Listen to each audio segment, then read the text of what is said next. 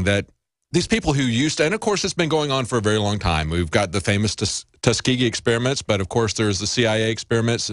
So many things that have been done for so many decades, but they did them in the shadows. They did them in the dark. Now they no longer care.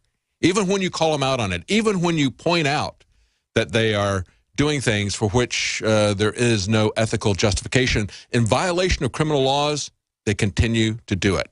And we don't get any help from the medical boards. We certainly don't get any help from the universities that are participating in this and profiting from it.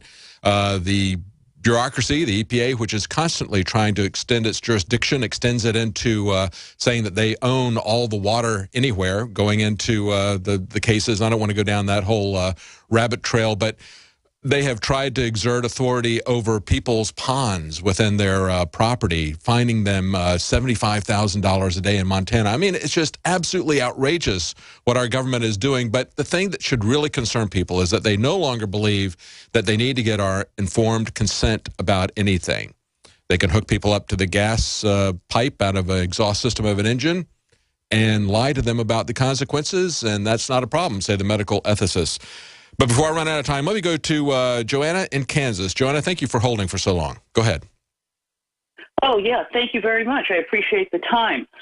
Real brief, I'd like to challenge a few things that you said.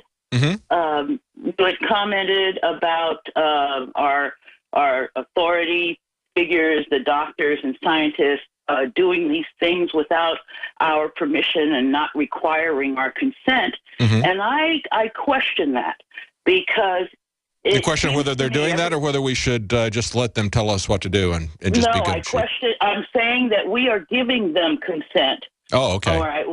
In our own ways, we are actually allowing them to do this. Good point. There's nothing that's gone on now that has not taken into if you take a look at what's been going on in terms of vaccinations and experiments, it usually winds up happening to groups of people or cultures that have been deemed unacceptable or not a part of the mainstream.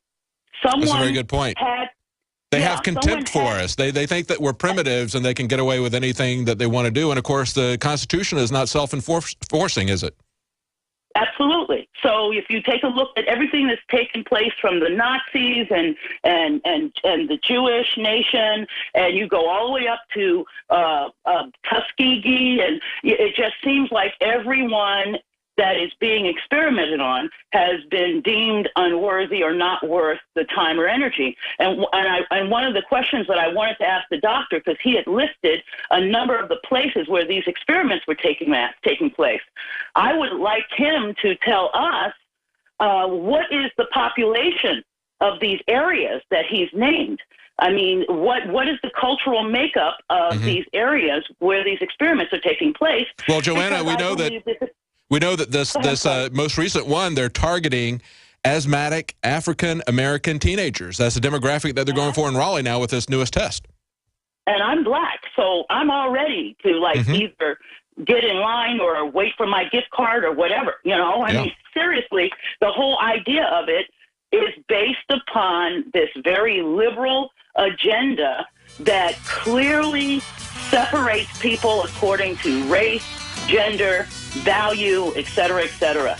And we also should be taking a look at what FEMA is what part FEMA is going to play in this. Very good point. We're out of time. Thank you for holding for so long, Joanna. It's Aaron in Texas. I'm sorry if you call us tomorrow. I'm sure they'll put you at the front of the line. I'm sorry you held for so long. I wasn't able to get to you. That's it for today's show. Join us tonight, 7 Central, for the Nightly News. Alex Jones will be with us tomorrow. For all of recorded